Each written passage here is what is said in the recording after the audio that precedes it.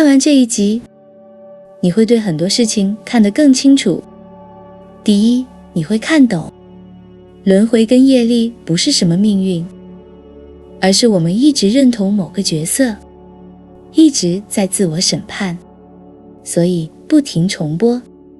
第二，你会慢慢明白，觉醒不是一路修到某个终点，而是醒来才发现，你从来没有破碎过。第三，你会掌握，真正顺流与显化的关键，不是更用力去控制人生，而是活在那种已经完成了的状态。你不是要成为光，你只是要记起自己本来就是光。你准备好了？正片开始。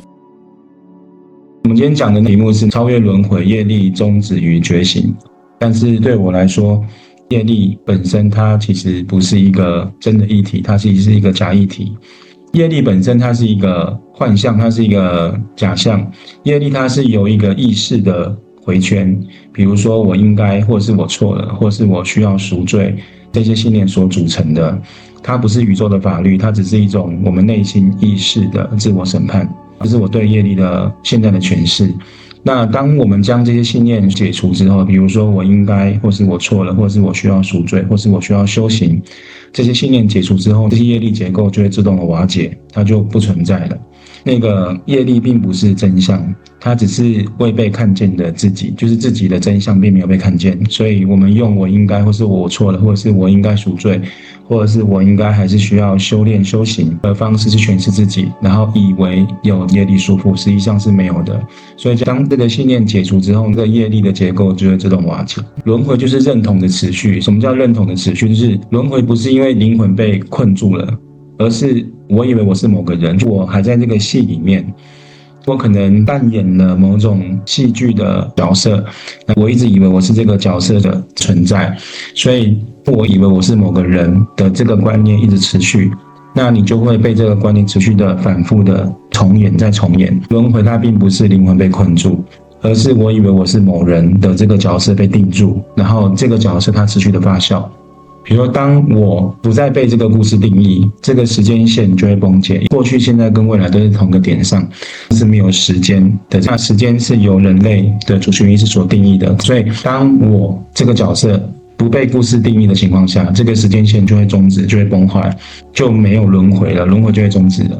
所以死亡它并不会带我们离开轮回，只有觉醒能够。如果我死亡了，但是我的意识我还是困在某个角色里，那我会带着这个意识到下一世，那我可能还会重复的上演上一世的这些故事剧情。但是我如果觉醒了，就是没有我的存在，我不再定义成某个角色的自己，这个轮回才会终止。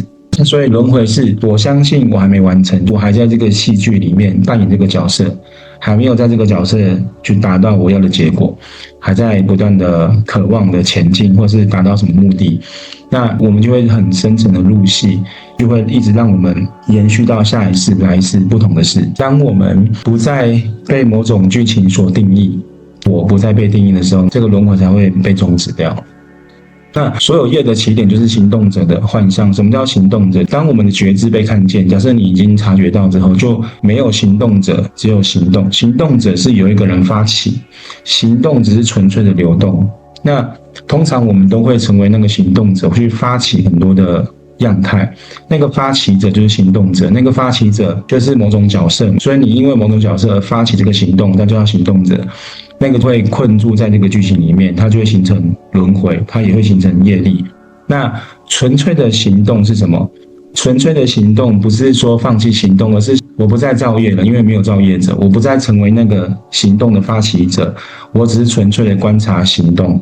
当我们脱离轮回或是脱离业力的时候，这些状况都还会存在，只不过你不会再去依附这个业力的绳索，你不会去紧抓它，靠近它，你只会把它视为一种能量流动。就是我之前讲的二元，我们如果醒觉之后，我们回到一元的视角里，或是回到一元的意识中，我们永远无法脱出二元，每天都会经历二元的现象，但我们不再进入二元的戏剧中去成为戏剧的角色。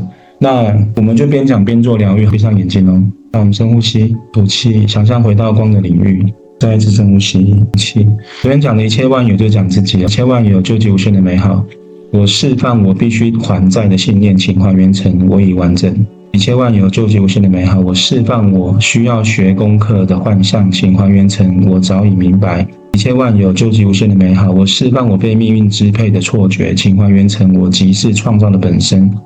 一切万有究极无限的美好，我释放曾经犯错的记忆，请还原成每一刻皆为爱展现。一切万有究极无限的美好，我释放我需要修炼才能够自由的追寻，请还原成自由从未离开。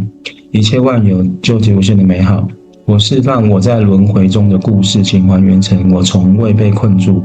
一切万有究极无限的美好，我释放我需要结束业力的焦虑，请还原成业力早已结束在觉醒里。请将以上的感觉、信念及体验，请全部还原成光与爱。想象光持续的从上方进入到我们的本体，想象与光合一，持续的扩张跟延展。会张开眼睛。有同学的提问，比如说我们还在修行，或是我们还在救赎，或是我们还在还业。那重点是什么？那个业力只是你对你自己的审判。如果你调整到这个信念，业力就很简单被消融。但是如果你觉得我还在修行，我还需要赎罪，或者是我还在还业，那你就会把这个业力绑在你身上，那都是信念的一种想法。对我现在来说，业力只是我们自己对自己的审判而已，所以我们会把救赎、把修行、把还业一直绑在自己身上，因为我必须要这样做。对我来说是一种审判的概念，因为我们把业力绑在自己身上。那业力它不在宇宙之上，它也不在时间之中，业力只是在我还不够好的念头中，就是被我们信以为真。我以为我不够好，所以我需要修行，我不够怎么样，所以我还必须要还债。它在我们认为的我还不够好之中，才会产生业力。那有些人会问，业力不是一种惩罚吗？比如说我做错事情了，不应该接受后果嘛，承担这个后果。那后果是什么呢？它只是心中的意识的延续，就是你认为你应该被惩罚，心中所想的这个意识会创造那个结果。所以当你相信自己有罪，你就会创造被惩罚。当你明白自己都是爱，你看见的所有东西，你犯的每一个错误，你都会认为这是宇宙对你的礼物。这是一种观念的调整的。比如说我相信我自己有罪，或是我相信我做错事我就必须承担后果，这也是一个信念。因为我们相信自己有罪，就必须被惩罚，我们就会创造被惩罚的结果。如果我们相信我即使犯了错，每一个错误都是在爱中学习如何以不同的形状在爱自己，那你就不会觉得被惩罚。最终这个错误里面的本质还是光与爱，你就会回收到光与爱的样态，就不是真正的惩罚。那有人会说，我有业障，我需要消业。这句话会藏着什么？就是我问题的一个假设。那这个假设会让业力形成一个根，一个依据。那业力不只是因为我不原谅我自己，才会形成这个业力的根。但如果你没有这种的观点，那个根就不存在。要怎么放下这个业力？业力不用去消除，业力也不需要放下，它只需要被看见。比如说，当我们清楚地看见这个样态之后，这一切都是我们自己在创造惩罚与救赎的戏剧。如果我们看到了，业力自动就会终止，因为觉察比业力更高的维度。觉察者觉察的样态。当我们还没有办法觉察的时候，我们会陷在这个业力的戏剧里面，我们扮演不同的角色，入戏的感觉非常的受困，没办法跳脱，好像是一种宿命论，一直不断的轮回。可是当我们能够清楚看见这一切的创造，这一切的惩罚，这一切的救赎都是一种戏剧，你看清楚之后，这个业力就会崩坏，因为它就没有那个角色的凭据的存在。所以觉察会比业力更高的维度，用觉察就可以了。以前的我在不理解的时候，我都要用疗愈的方式去解脱，一直把它解构。但是怎么解构都解构不完哦，你疗愈 N 百万次都解构不完的，因为每一次疗愈就会进入不同的戏剧。你每一次做疗愈，你会看你核心层，看你的祖先层啊，那都是一种故事，都是一种剧情。即便你从那个剧情中脱离了，可是你的核心层会加深那个印记。你看你的祖先，看你的前世，你是用你这一次去看。即便你跑到你的能量场，你把你的祖先，你把你的前世的这些业力解除了，可是你的核心层现世这个还会再加深印记嘛？因为你正在读取，正在解读。所以我后来为什么很少在做自我疗愈，是因为这个疗愈对我来说，它是永无止境的。那我现在的都是用觉察，你看见它，它就消失。所以觉察有一个很重要的依据，就是你的信念的支持，就是我们以前的信念跟现在的信念会有所不一，但是每一个信念都是来帮助我们的。在不同的时期有不同时期的信念，比如说战争时期，很多人都生很多小孩，那会有一种信念叫做省吃俭用。比如说这个家庭生了7、8个小孩，那省吃俭用，虽然吃不饱，但至少可以过活，所以这个信念是好的，至少让每个人能够延续生命。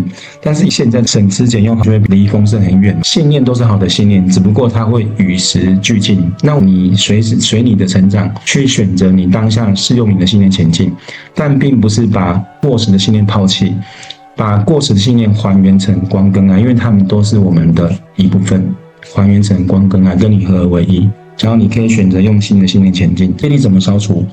业力不用消除，也不用移除，业力只要被看见。当我们能够真正的清楚看见，是自己在创造惩罚跟救赎的器具，而且我们是这个器具中的角色。看见之后，你就让这个能量去流动，然后不再入戏了，这个业力就会终止。因为觉察比业力更高的维度。有人问轮回，我们以为我们在轮回，实际上不是我们在轮回，是故事在轮回。就是我们创造这个剧情，这个剧情一直不断的轮回自己，我们一直进入这个剧情的角色，然后以为我们是这个剧情的中心，实际不是，实际是我们创造这个剧情，这个剧情在轮回着那个角色的自己，是故事剧情的轮回。这是一个观点。为什么要用那个观点？如果是以我一直不断的创造轮回，跟故事在轮回我觉得故事在轮回我比较容易去把它解除掉。所以你可以去选择你要的解释，因为这个世界只有你，你才是你世界唯一的存在。每一个我还没完成的信念，就会让这个信念延续到下一次，或者是下一个瞬间，或者是下一个投生中，形成这个轮回。就是我还没完成，那你就会把这个执念带到下一个时间线，可能是下一世，可能下下世，可能是下一个小时，可能是明年或是下个月。这个时间线有长有短，就看你对这个戏剧故事有多么的投入。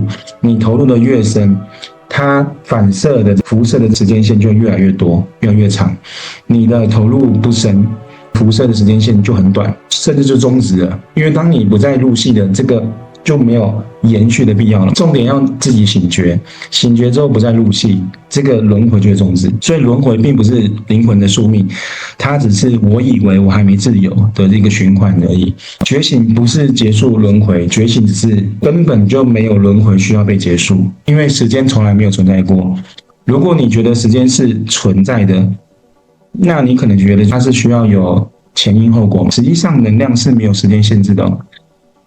能量是没有时间轴、没有时间线的。量子力学可以把同样的粒子把它拆分到好几千公里，你这边转换之后，这边会跟着去呼应，没有时间空间的限制。时间它是一个假象，所以醒觉的时候不是轮回结束，实际上就没有轮回这个东西，它只是一个假象。什么叫假象？活在我以为我还没自由的假象中，或活在我还在这个戏剧中的这个角色、这个剧情里。所以是故事在轮回我，不是我在轮回，是故事在轮回我。所以时间从来没有存在过，只是意识在梦里相信有开始有结束。那个梦就是戏剧，我们自己创造的剧情就是那个梦。我们在梦里认为有开始有结束，所以它有一个时间性的观念，实际上是没有。我觉得造业就是创造这个行动的行动者，或是造业者，对我来说它是一个幻象，它不是真实的东西。我以为我是造业者的这个观点，它是一个不存在的一个幻象。为什么一直要用这种观念呢？如果我们都相信我们是造业者，那我们就必须承受那个业力所带来的各种不同的一些观点。比如说你要修行，你要提升，你觉得自己不够好，那就会在这个业力的剧情中成为那个剧情中被束缚的自己。所以造业者本身是一个幻象，就当我们看见这一点之后，我们仍然会行动，仍然处在二元中，仍然会说话，仍然会呼吸，但是一切都不再深夜，就是纯粹的流动而已，不是成为那个行动者，那个造业者。我会活在二元中，但是不再因为二元，或是不再因为善恶去区别自己。我们以前在佛教的观点，佛陀在早期讲法的时候，他会用一些譬喻，让我们能够扬善止恶。我们希望能够成为良善的人，然后去终止一些坏的习性。那后期是没有善恶之分的，善恶本是一体，它没有好跟坏，没有善跟恶是分离的。只有在早期有，为什么早期有分离？让那些还没有办法理解佛法的人，能够至少先从善开始。但是有些人会认为它就是一个真谛，就会把善跟恶做分离，这就是二元的现象。当我们进入到二元的世界中，我们不再依附善，也不再依附恶的情况之下，就不会生业。你纯粹只是看它流动，有善的能量流过去，有恶的能量流过去，你不再被善跟恶定义你自己。如果你被善跟恶去定义你自己，你就会成为善者或成为恶者，那个都会成为行动者或是造业者。善恶本身它是一体的，它并没有被分离，你只是看着它能量流动而已，流到你要的位置跟你要的观点，所以能量都是被你所驱动，不是被你所选择。那如果没有生业，还需要修行吗？修行的重点跟修行的结果跟修行的目的是明白我不需要修行，所以才需要修行。如果我们修行的结果是一直不断的去追求某种的程度，或者某种的级别，或者某种的极值，或者某种的定义，那个不叫修行。你被这个角色、被这个戏剧、被这个故事定位了。比如说，我要到什么高僧，或者我要到什么导师，或者我要到什么地方才会被人为认可，我是一个有修行的人。你创建那个剧情故事，那个就是业力，那个就是轮回。会带着个意念投身到下一个时间线，因为我们将这个故事认真看待，然后形成一种剧情，而我们是这个剧情的角色。我必须要修行到什么才会被很多人认可，或者才会觉得自己是一个很好的人。那入戏之后，它就会形成业力跟轮回。修行的目的是让我们明白不需要修行。当你真的理解修行是让我们明白不需要修行的时候，修行也就自然的结束，因为一切早已完整。如果你真的相信我们是本自具足的情况之下，你在每一个瞬间都是本自具足，你并不会因为你是很小的时候，或者你很老的时候才本自具足，是你从出生的每一个当下，每一瞬都是本自具足。不论你经历了贫穷、疾病，还是你富裕，还是你是健康，任何一瞬都是本自具足。只不过我们在面对贫穷跟疾病的时候，我们可能会有很多不舒服的感觉，把那个不舒服的感觉太入戏，就会形成那是不是我好像曾经做不好的一种自我惩罚，又把业力这个东西拉回给自己。我一定是前世没有修行，因为我的祖先可能没有做好事，所以那个果报到我身上，所以我生病了，或者说我变穷了。那个都是我们入戏了，这个剧情变成我需要被惩罚，或是我需要承载族群业力的力量，我们是一个被惩罚者。这种的状况下，业力才会有根据。如果你觉得不是，业力就没有根据了，轮回就会取消，就没有需要去承载这个东西。一切都是你的觉察。当我们了解修行是让我们明白不需要修行，而当我们真的明白我不需要修行的时候，就理解了我本来就是完整的。当我们真的理解我们本来是本自具足的，这一切动作就被终止，被你的觉察而终止。不然我们会漫无止境的不断的去疗愈，你没有办法真正的去投入到创造。那我们闭上眼睛，我们深呼吸，想象回到光中，一切万有究极无限的美好，我释放我必须还债的信念，请还原成我已完整。一切万有究极无限的美好，我释放我需要学功课的幻象，请还原成我早已经明白。一切万有究极无限的美好，我释放我被命运支配的错觉，请还原成我即是创造的本身。一切万有究极无限的美好，我释放我曾经犯错的记忆，请还原成每一刻皆为爱的展现。一切万有究极无限的美好，我释放我需要修炼才能够自由的追寻，请还原成自由从未离开。一切万有究极无限的美好，我释放我还在轮回中的故事，请还原成我从未被困住。一切万有究极无限的美好，我释放我需要结束业力的焦虑，请还原成业力早已结束在醒觉里。请将以上的感觉、观点跟信念，请全部还原成光与爱。想象光持续的从上方进入到我们的本体，想象与光合一，持续的扩张跟延展。好，可以睁开眼睛。有人问，什么是觉醒？觉醒不是变成光，你从头到尾没有一刻不是光，这才叫看见。不是我们要去修炼，或是要去挖掘，或是要去疗愈，然后变成光的感觉。我们从来就没有一刻不是光。你要真的看见这个样态，这才是真相。所以觉醒不是修完自己，而是明白我从来没有破碎过，我从来不需要修补过，我从来就没有缺过。那叫看见真相。不管你看前世、看祖先，都会看到一大堆破碎的需要修补的故事剧情，以前是挖到痛哭流涕，你会相信那个剧情故事是真的，所以你才会一直不断的去疗愈，希望透过疗愈到前世跟祖先，让我们这一世能够更安稳。我们轮回多少万遍了？如果按照西塔的概念，我们的祖先层有2亿多个人，我们人一辈子3万多天，你根本疗愈不完。2亿多个人，那只是祖先而已。每一个祖先还有自己祖先的阿公阿嬷、爷爷奶奶，那个更疗愈不完的。那怎么办？当我们理解，就觉醒不是变成光，而是看见我们从未不是光，没有一刻不是光。然后觉醒不是去完修自己，而是明白我从来没有是破碎的，我本来就是完整的。当我们看见爱从来不挑选，光从来不分别，你就会明白业力早已消融在爱里。这个才是重点的，重点是要被看见这个东西，不需要超越轮回，是因为我们从未进入轮回。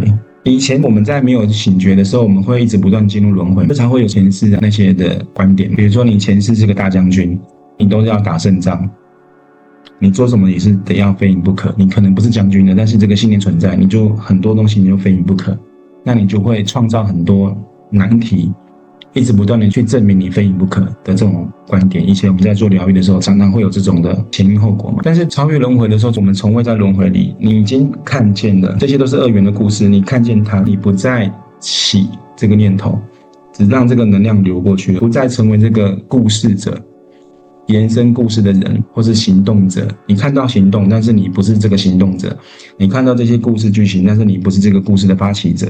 它只是纯纯的故事流动，就是当你醒觉的时候，二元的世界一样是存在的，它并不会消失。不过这些的情况剧情不会影响到你，所以我们不需要去结束业力，因为业力它只不过是梦中之梦，梦里的梦而已，所以不需要结束业力。你如果看清楚它是一个梦，就像是你在梦里面，你梦到什么东西，醒来之后那个梦对你来说有很大意义吗？它只是个梦，你不会太认真的看待的，不用认真看待，就是不需要去结束业力，业力不过是梦中之梦而已，它只是一个信念而已。真正的觉醒不是抵达到一个地方，而是你醒来，你会发现从头到尾你一直都在你的光中，你并没有离开过。你可以把那个光想象成是你的家，你从来没有离开这个家里过，你都是在光里，因为你本来就是光的本体。我们以为的醒来其实是梦自己醒来，从梦中清醒。真正的觉醒不是发生在某个人身上，而是那个人不再被需要，就是不再需要那个梦境的那个人了。你想象我们都是在一个虚假的一个剧情中，那个剧情中是你创建的，你就把它想象是在做梦一样，因为在梦里面你可以任意的去调整剧情。那生活现实也是一样，有很多撒狗血的剧情你常常会发生的，那这就是一个梦境，只不过我们认为我们是那个造梦者而已。那醒觉是已经不需要那个造梦者才叫醒觉，所以剧情可能还是存在，梦境还存在，但是你不再创造梦，你只看着出现消失，你不会有波动，不会跟随。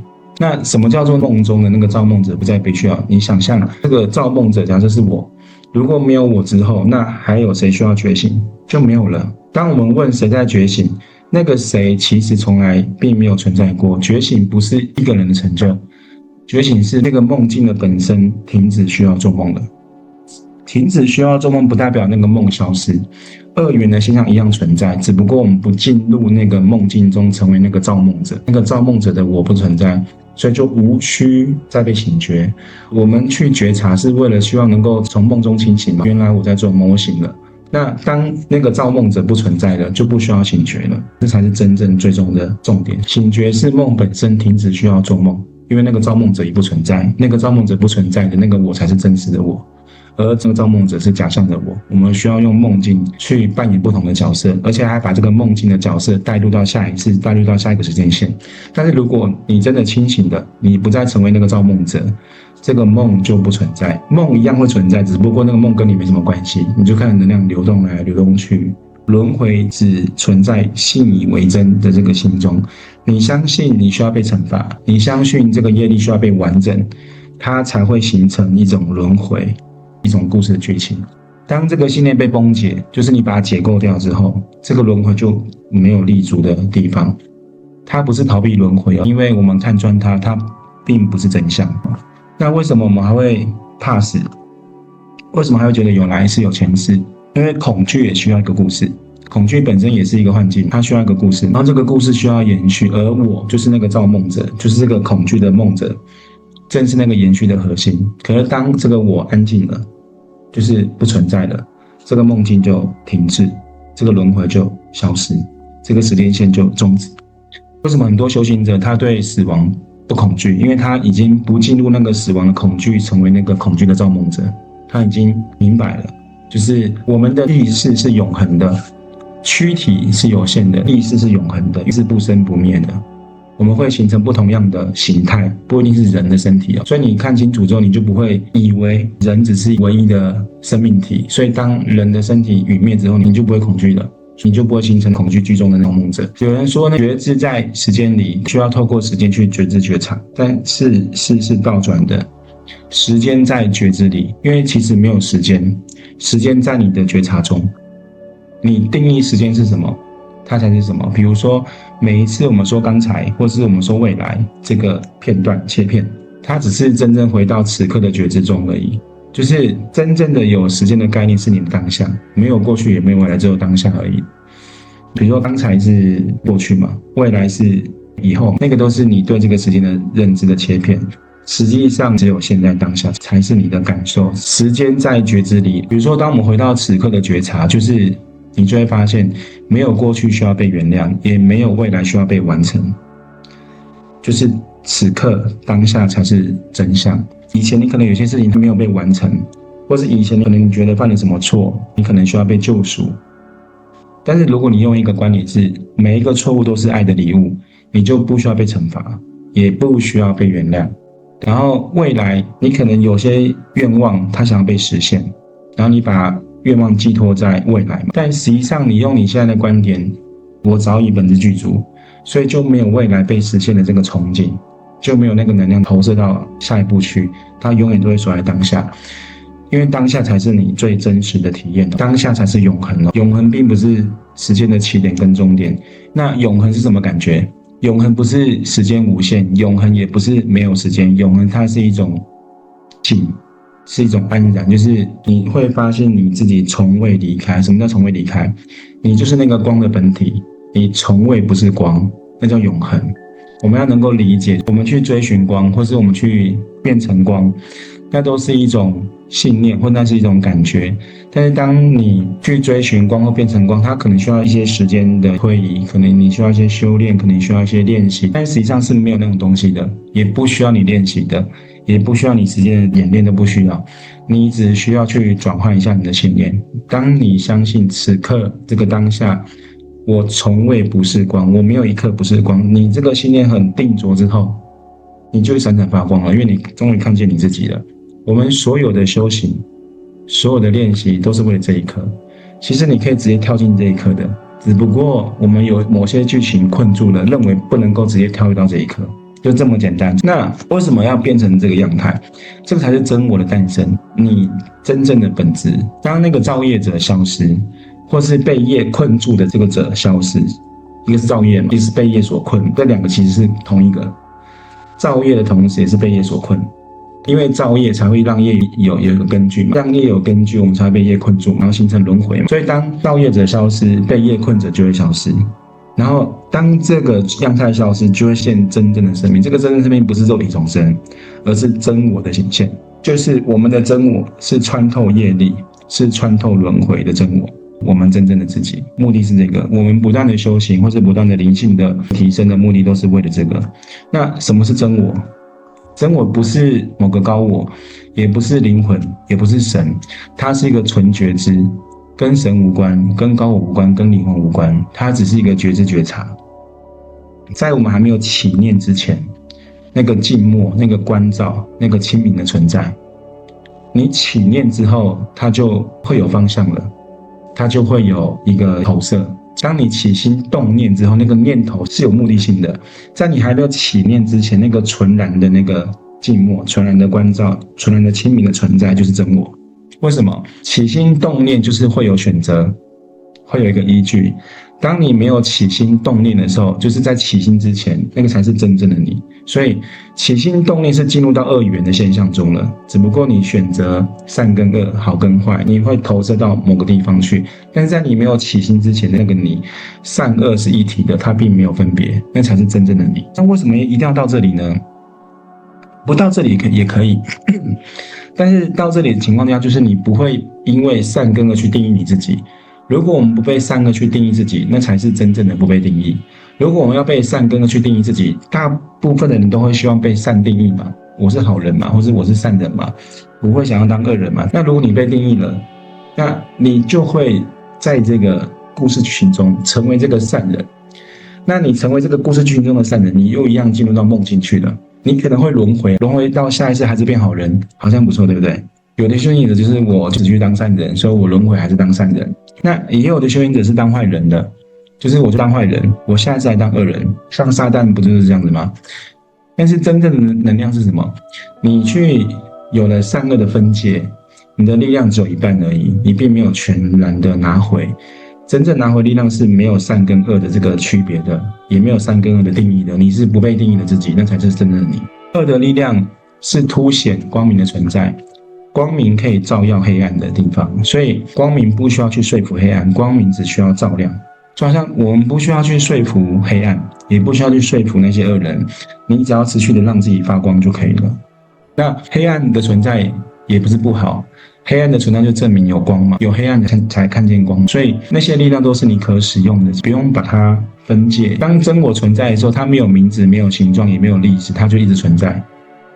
你现在有你的名字的，那个是你在这个人的躯体你被定义的一个假象，一个名字嘛，但它不是真正的你。真正的你就是那个纯觉知，在没有起念之前，那个静默，那个关照，那个清明的存在，它是没有名字，没有形状，没有历史，它都一直都在。它只是被很多故事所盖住，我们以为是故事中的我而已。当这些故事都慢慢褪去之后，那个才是真正的你。那为什么一直要强调这个东西？如果你理解了，你就能够超越轮回跟超越业力。我最近常常听到我的工作伙伴，就是有业力啊，我们要去修行啊，我们一定有什么业力，所以事情还没有很顺利的发生。但我也不能够就直接的跟他说是没有业力的，他可能不太理解。对我来说，他们还在那个剧情中成为那个造梦者，那你就看这个剧情发生，不用去介入。当你去介入，代表它存在，你才介入。你周围的人可能会跟你有不同的观点，他们一样会认为有业力存在。可是当你去介入了，比如说你去做很多的解释，你去介入了，代表你相信有业力，或者代表你相信这个事情是真的，你才介入。所以不需要介入，就是静静地看着它流过去，因为静静地流过去才代表能量流动。当你去介入，才会把能量所卡住。所以不需要去卡能量，就让它流过去就对了。因为二元的世界中每天都在发生，让它流过去就好，不用去介入它，然后专注在你要的创造之上，这样就好了。因为这个世界是你的世界，那你要相信那个还在相信业力的人，也是你的能量流之一。它是能量流，不代表你会被这个样态所沉沦住，恰恰是提醒你，它是我的能量流，更提醒着我，业力是假象。那你就能够更加的专注在那个无业力、无轮回的这个无限制的当中。你要把所有的解释都变成你的解释，你就可以很顺利的前进。那觉醒之后就结束了吗？不是，觉醒只是开始。就是当梦醒的时候呢，梦还是会存在，但它是变成一种透明的流动。你看着它这样来来去去，就是我们一样会吃饭，一样会哭会笑会说话，但是你不再被那一个我所困住，你也不再成为那个我，因为你已经从那个造梦者或者是那个造业者脱离，就不再需要那个东西了。那觉醒之后还是需要生活，还是要面对现实世界吗？觉醒之后的生活不是做给世界看，而是你会让这个爱在世界流动，就是你不再被角色所限制，你会知道所有的角色都是你的镜像。任何一个角色，你看到好跟坏，任何一个样态都是你的光的折射，都是你的镜像体。所以你看到过得不好的人，还在业力束缚的人，你不会觉得原来是我修行不够，所以我的镜像中都是看到有业力的人，你不会这样解释的。你就会跟你自己解释，看到那些还在业力当中的镜像的我，就让我能够更清醒的提醒着我，就是业力只是一种幻象，所以它是来提醒我能够回归到真我的样态。大家都觉得是业力，大家都觉得轮回，所以我们还必须要修行，你就不会用这种解释了。当你看到已经脱离业力、脱离轮回的这种真正的人出现，他是你的镜像的时候，你就会发现我的世界就是如此，你都会拿到你的解释，你的世界就非常非常非常的顺利，这个是真的。那最终就要创造无业之地，就是没有业力的环境。无业之地不是没有行动，而是在行动中没有造业者，在行动中没有造梦者，叫无业之地。佛陀就是这个概念。当我们在行动的时候，没有我要怎样，或是我希望结果是怎样。如果你没有这种的定义，或者你没有这种需求，那行动就会变成纯粹的流动，因为它没有目的了，它没有一个你投射的目的了。那没有投射目的有什么好处？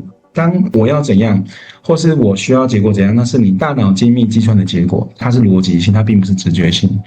直觉是神性，逻辑是人脑。不太一样，你再怎么精算都强不过你宇宙给你的算式。你的宇宙需要你成功，需要你赚大钱，有千百万种方法让你赚大钱，但是你的大脑大概只能够想到10几20种，其他人都觉得不可能的。但是你的宇宙是千千万万种都可以让你形成你要的结果，所以你就是顺流就对了，不用去用你的大脑去思考。当我们在行动当中，如果你有抛出我要怎样，或是我希望结果怎么样，那个都是用人的大脑去计算的，并不是纯流动。纯流动你就要相信，我一样可以工作，一样可以创造，一样可以经营，一样可以教导，但是不再处于恐惧，也不再处于匮乏，也不再处于补偿，那才是你真正的那个流动。就是没有这一切的依据点，没有因为恐惧害怕不能够得到这个结果，没有因为匮乏而需要去追求，没有因为需要补偿而需要能够被弥补。当你没有这一些的一切的样态，那个才叫真正的自然，才叫真正的流动，那才是我们真正的现象。就是像花开的时候，它没有要取悦谁，它就花开了。那真我在哪里？真我不会避开这个世间，但也不会进入这个世间。入世就是入戏的，避世就是这些都跟我无关，好像就是八竿子打不到我。真我只是临在，就是纯粹的存在。我们一样会到市场上买东西啊，买菜啊，然后在混乱中一样可以保持宁静，因为我知道就是混乱只是爱还没被看见的样子，所以看你怎么去解释它。你也可以把混乱看成就是一种混乱或是一种杂乱，但是你也可以把混乱跟杂乱看成它只是还没被看见的爱的样子，都是你的解释。就是真我是不避世也不入世，它只是纯粹的临在，我们就要做到临在的概念，因为临在才是能量的最大的体现。临在或者是你的真我，就是醒觉察才是你一切最高的维度。当你能够用你的觉察点去觉察，你就可以超多很多的练习，超脱很多的修炼，包括超脱很多的挖掘，真的包括超脱很多的疗愈，你就纯粹的觉察就好了。那怎么样能够跟那些还在造梦的人相处？比如说你醒觉了，那你周围的人可能还在梦境中，还在成为那个造梦者，不需要去唤醒他们，不需要，你只需要成为那个清醒的本源就可以了。当你去唤醒，就代表你相信那个梦是真的，你才去唤醒它。可是当你不需要唤醒，你就是纯粹成为那个清醒的样态，他们自然就会被你的清醒样态而看见这个清醒的样态。光从来不需要去说服黑暗，光只需要照亮。那你是临在的本体，也就是最大的教导，就是最大的示范。你是纯粹的成为那个清醒的本源，不断的去照亮发光就可以了。因为光不需要去说服黑暗，你的临在的本身就是最大的示范。那无业之地，力量不再来自于控制，它是寂寞，寂寞不是安静，寂寞就是无需说服，也无需辩解，无需争取的这样的平静。你不需要再透过外力去说服、去辩解、去争取，都不需要了，它只是纯粹的存在而已，它是一个纯然的存在。当我们没有所求的时候，宇宙才会全部的为你开始运作。当你有所求的时候，因为那个所求都是经过你大脑的计算，你的宇宙会使不上力，你的宇宙可能用更好的方法要让你成为你最好的一个结果，但是因为你可能有你的想法的介入，你可能就会舍弃你宇宙给你的资源，你就会认为这是你旧有的习惯或曾经的这些想法，不管是你的族群意识，还是你的祖先，还是你的谁谁谁给你的这些想法，它就是会形成一种意识，轮回到你这类意识，然后你就会形成这种累积的这种族群意识，然后你用你的大脑想象这样才是安全的，或这样才能够前进，那你就会舍弃宇宙给你资源。所以当你无所求的时候，你就没有再用你的大脑去编列下一步的时候，你就是纯粹的相信它已经完成。你所有东西都是设定到已经完成，已经完成之后，你就不需要去追求跟追逐了嘛，对不对？那因为它好了嘛，好了你就让它自然的发酵，自然的流动，能量自然就会驱动了。所以重点在这里哦，重点是你要把所有东西都已经想象成它已经完成，是你大脑中想象的完成，但是你最终是什么？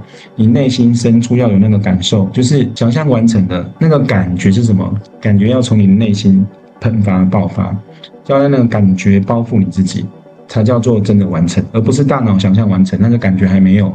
所以显化永远都是显化你心中所深信的，并不是显化你大脑所想。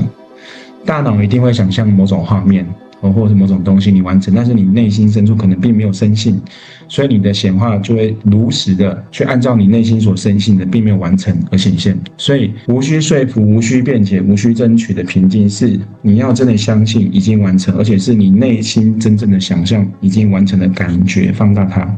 那你已经完成的感觉放大它，你完成了，你就不用去争取了，也不用去做什么局了，因为它已经完成了。当你无所求的时候，你的宇宙才会开始全力的为你运作，这个是真相，真的，这才是真的。然后这个不是奇迹，这是一种自然秩序回归到原点的表现，它是你的日常，它是你的自然显现，跟奇迹无关。这个世界上没有奇迹，就是当你认为有奇迹，你还在这个故事中，就是有一种故事叫做创造奇迹，或是有奇迹，所以你在这个故事中，你成为那个造梦者，需要梦到有奇迹，你才会觉得你被神或者你被造物主所依靠，或者所保护，没有这种东西。当你无所求，无所求不是什么都不要，无所求是什么都有了，叫无所求，什么都圆满具足叫无所求。当你无所求之后，你的宇宙才会为你真正的运作。那个时候不是奇迹，那个时候是把一切的自然秩序回归到原点的表现，这才是真正的你，这才是真正的力量。我们真正的修行就是为了这个状态，所以每个人都能够创造跟显化，只不过你能不能够脱离那个梦境的你，然后成为那个真我的你。那我们要闭上眼睛，深呼吸，吐气，想象回到光的领域，一切万有究极无限的美好，我释放我必须还债的信念，请还原成我已经完整。一切万有究极无限的美好，我释放我需要结束业力的焦虑，请还原成业力早已在结束中醒觉。请将以上的感觉、观点及信念，请全部还原成光与爱。好，想象光持续的从上方进入到我们的本体，想象与光合一，持续的扩张跟延展。可以睁开眼睛。轮回不是灵魂的命运，它只是信念的惯性。假设我相信我还没有完成，我就会创造一个能够让我完成的这个机会，新的梦境。那我就带着这个还没完成的信念进入到这个新的梦境，试图去完成它嘛。但是我的信念是还没完成嘛，即便我到了这个有机会完成的这个梦境中，我最后的结果是还没完成嘛，因为我的信念是这样子，还没完成没关系，我就再创造下一个新的梦境，又有机会让我完成了。可是我是带着还没完成的信念再进入下一个梦境的下的梦境，那我还是会创造还没完成的梦境的那个结果。但是我又创造什么？我还是会有机会再创造能够完成的梦境，又再创造下个能够有完成机会的梦境中，我又带着这个还没完成的这个信念，又进入到下个梦境中，所以它是一直永无止境的轮回，这才叫轮回。一直到你觉察，你醒觉，原来我不再成为那个造梦者，你醒了之后就没有这个轮回了。轮回是可以终止的，业力也是一样，它是可以被终止的。觉醒它没有终点。是当我是那个造梦者或是那个行动者不存在的时候，谁还需要去追寻终点？是没有这个东西的嘛？所以觉醒不是终点，而是醒来，是看见我原来不存在时间里。这个时间是梦境的时间，因为在造梦嘛，所以有头有尾嘛，起跟终止，所以你才会有时间观点。当那个造梦者不存在，你看见真正的你。就是你原来不在这个时间中，你就脱离了。所以觉醒并不是终结，觉醒只不过是醒来而已，从梦中清醒。让我们闭上眼睛，好，想象回到光中，一切万有究极无限的美好，我释放我有过去的认同，请还原成我只是此刻的光。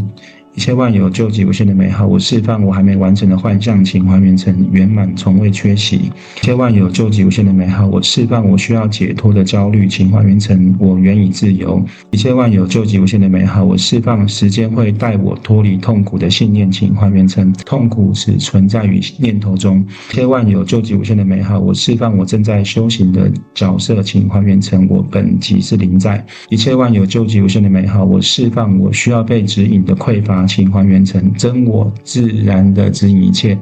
一切万有究极无限的美好，我与宇宙是分离的错觉，请还原成我即是宇宙的本体。请将以上的感觉、观点及信念，请全部还原成光与爱。想象光持续的从上方进入到我们的本体，想象与光可以持续的扩张跟延展。你可以睁开眼睛。那有人问说，那清醒之后、醒觉之后还会有痛苦吗？还会有感受，你一样会感受到这些感觉吗？但是你没有故事。就是醒觉之后一样在二元中，佛陀开悟之后还在二元中，但是它并不会有故事剧情的束缚。那痛苦不再是惩罚，它只是一种能量流动，你的观点就会调整了。如果你把痛苦当成是惩罚这个信念，你就会活得很痛苦。如果你把痛苦不再看成是惩罚，它只是一种能量流动，你就不会因为这个剧情而成为那个剧情中的角色，去形成那个枷锁，所以你就不会再抗拒经验。因为你知道经验本身只是爱的流动而已，就是善恶并没有分别，你会有好的体验，也会有不好的体验，但是无论是好的体验还是不好的体验，都是爱的流动，你的解释就会成为这样的解释。就好像我以前公司发生不好的经验，但是我用现在的视角来看，以前掏空我的那个 partner， 他冒着要下地狱的风险要把我唤醒，所以他就是我的光，他也是我的光的一部分嘛。但是如果我不是用这个的视角去看的，我就会活在痛苦中。为什么我那么衰？为什么我要跟他一起合作？为什么我要背负这么大的责任？我就会变得很痛苦。但是当我的观点一转变了，他原来是来度化我的人，他原来是让我更扬升的人，因为他也是我的光的分流之一，所以我就会感谢他。当这个能量在卡点之后，事情就顺了，那你就不会受伤了嘛。所以没有过去需要被原谅，也没有未来需要被完成，只有当下，只有即刻，只有临在。那我们一样闭上眼睛，想象回到光中。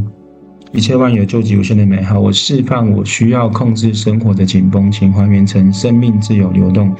一切万有究极无限的美好，我释放我必须完美的压力，请还原成完美即是当下。一切万有究极无限的美好，我释放我怕再犯错的记忆，请还原成对与错皆是爱的形状。一切万有究极无限的美好，我释放我需要结果的惯性，请还原成行动本身即是完成。一切万有究极无限的美好，我释放我与众人不同的分别，请还原成一切皆是我。一切万有究极无限的美好，我释放我必须守护觉醒的恐惧，请还原成觉醒无需被守护。一切万有究极无限的美好，我释放我还在修行的认同，请还原成我早已成为光。请将以上的感觉、观点及信念，请全部还原成光与爱。想象光持续的从上方进入到我们的本体，想象与光合一，持续的扩张跟延展。你可以睁开眼睛。有人问说，他最近做事情都被卡住，那个卡住是什么概念？比如说，他想要事情很能够顺利完成，但是对方迟迟无法下决定，该怎么办？一般人他没办法下决定，他不是不懂得利弊，而是能量还没安全。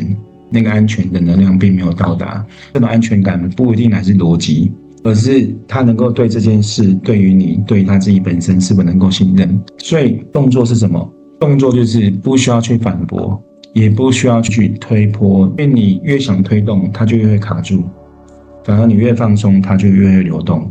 你去越推动它，代表这个事情没有完成嘛，你才要去推动它嘛。但是你已经想象它早就完成了，而且你的内心的感受是完全后的感觉了，你就不需要推动嘛。那你不需要推动，你越放松，它就流动了。还有一个概念就是信任的卡住，对方可能没有安全感，他卡住了，这个也是你的宇宙给你的节奏。你一定要完全的相信你的宇宙100%的支持你，速度快跟慢都是对你来说是最好的时间点，所以你不需要去急迫，就是相信它已经完成，然后带着那个感觉过生活就可以了。你可以跟你自己说，我允许事情用它自己的速度完成，我不催促结果，因为爱从不急于发生。你就跟自己这样讲就好了，你就放下。放下不是投降，放下是我真的相信它已经完成，就带着这个能量过生活就可以了。当我们不再期待对方做出决定，那决定就会在无声中被做出，这才是你的力量。好，那有人问说，感觉诸事都不顺，没有像预期一样的结果该怎么办？就是结果不符预期，也是宇宙给你的保护机制。你要用这种观点，不然你就会觉得自己很衰吗？不是宇宙在惩罚你，而是你的宇宙告诉你什么？我们正在使用旧的频率，所以无法承载新的结果。那怎么办？那就调整频率。怎么调整？对齐啊，对齐什么？对齐你要的结果的感觉。为什么东西不符预期？是因为你还在用的旧的频率。旧的频率什么？你觉得它不太完成，你觉得它实现很难，你觉得他要说服什么人有点难度，所以你的频率在这里震荡，所以他就不会承载新的结果。那怎么办？就对齐就好。怎么对齐？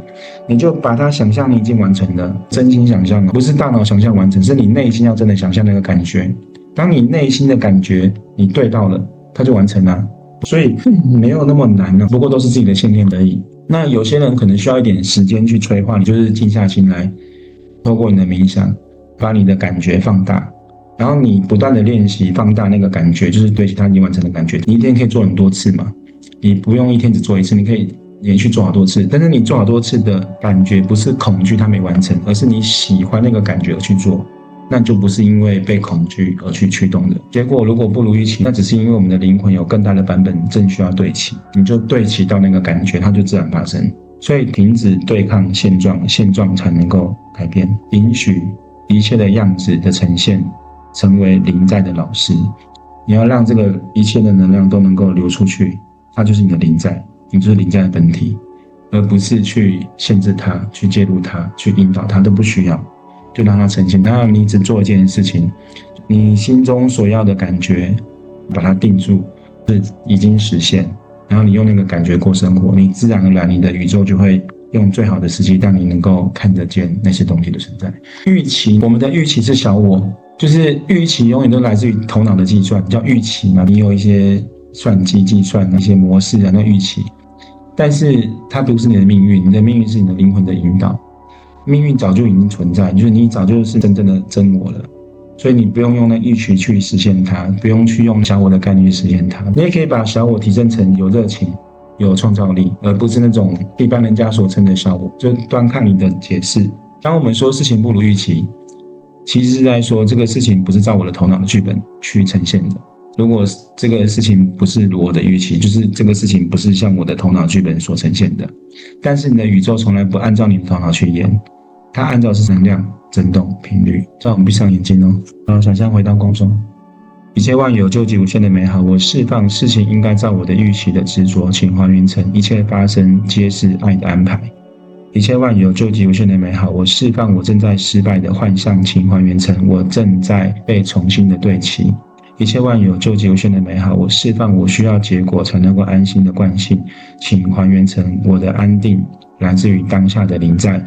一切万有究极无限的美好，我释放我被阻碍的信念，请还原成所有的延迟都是为了更大的流动。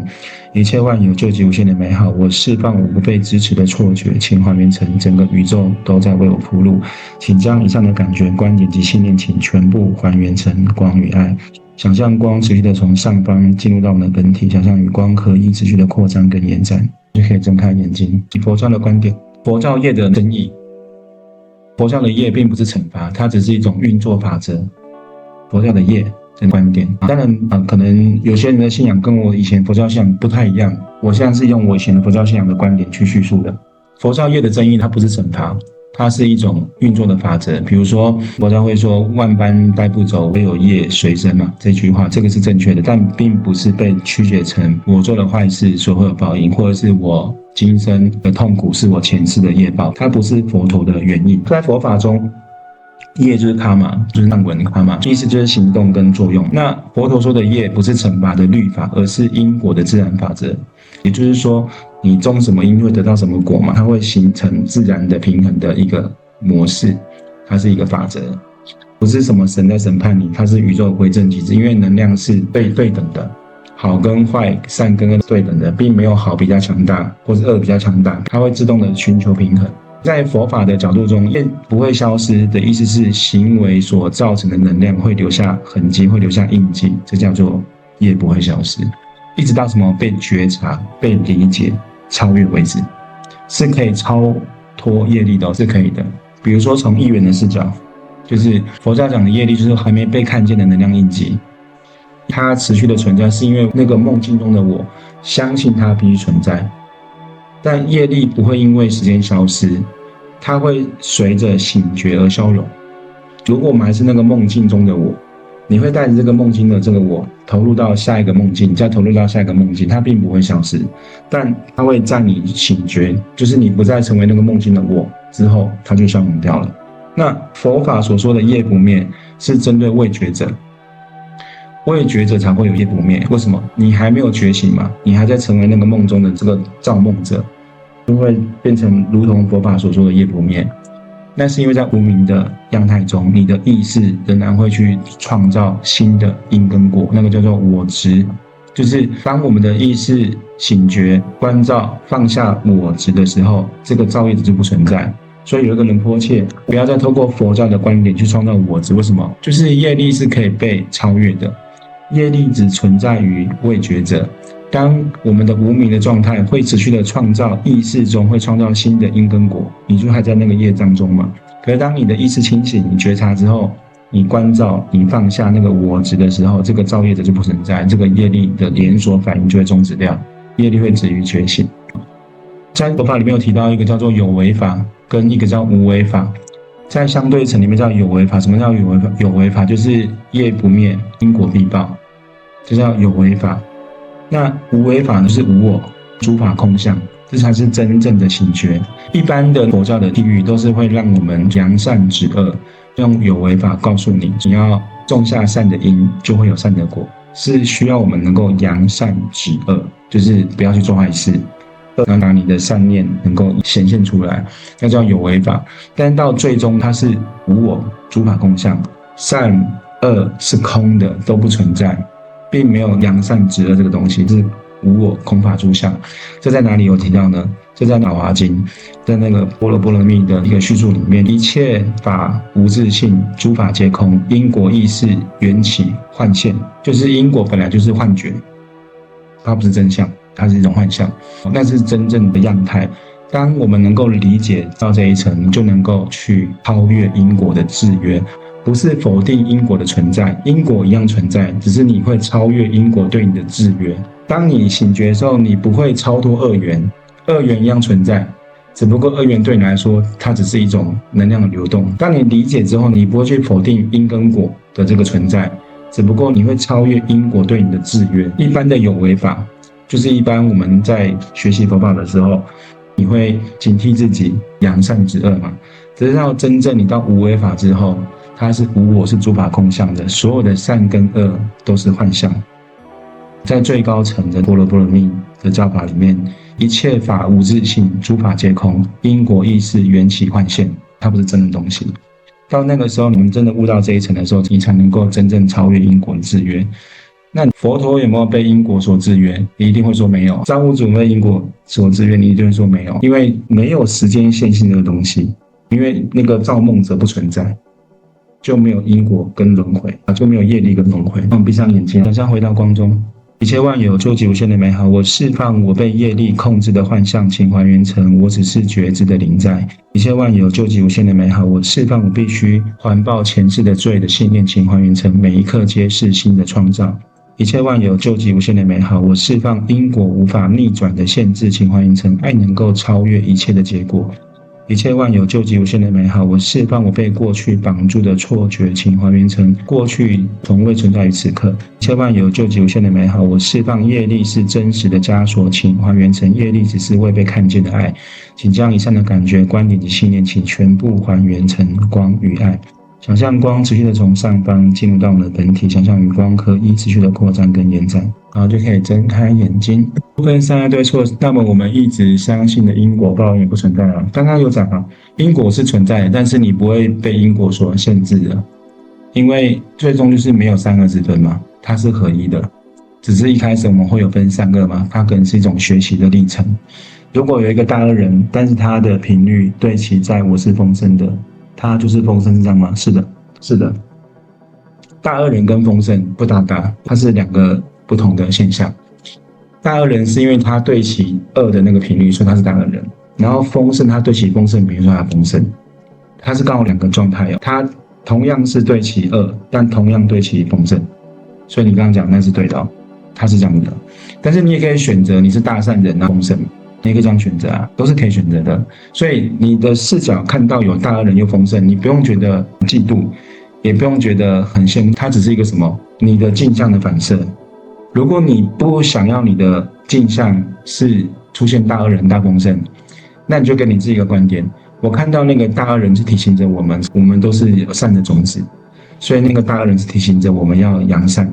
你用这个观点跟你自己讲，那你的世界就会减少看见大恶人的现象，因为你用这个导向到这个地方。那丰盛的频率是无论善跟恶，丰盛都是平等的。丰盛不会只给予善人，丰盛会给予恶人，所以丰盛的能量是没有限制性的，这也是你的解释。当然，你也可以把它一分为二，就是有善跟恶的分界也可以，只不过那个一分为二的分界，你的力量就会有选择，那你会被定义成善跟恶的定义下的那个你。真正的你是不被定义的，真正的你是善恶是一体的，好坏是一体的，因为那个极大的恶，它是包含着极大的善。真的，你看我当初那个公司发生那么多问题，对我来说那是一个大恶嘛。那大恶起即是大善来。以前佛法的解释这样，大恶起即大善来，就是你心大恶的同时，大善就会到。都看你的解释怎么解释的，所以它是一体双面的，它并没有拆开看。那我们最后做个疗愈，让我们闭上眼睛，想象回到光中，一切万有究极无限的美好。我释放我被业力绑住的信念，请还原成我只是觉知的光。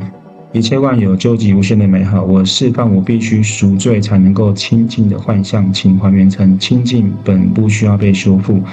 一切万有究极无限的美好，我释放因果无法逆转的恐惧，请还原成爱能够化解所有的结果。一切万有究极无限的美好，我释放业是真实存在的力量的信念，请还原成业只是未被看见的意识流。一切万有究极无限的美好，我释放我必须努力消业的焦虑，请还原成在觉醒中一切自然止息。请将以上的感觉、观念及信念，请全部还原成光与爱。想象光持续的从上方进入到我们的本体，想象与光合一，持续的扩张跟延展，就可以睁开眼睛。第七光行者唤醒你，就是光。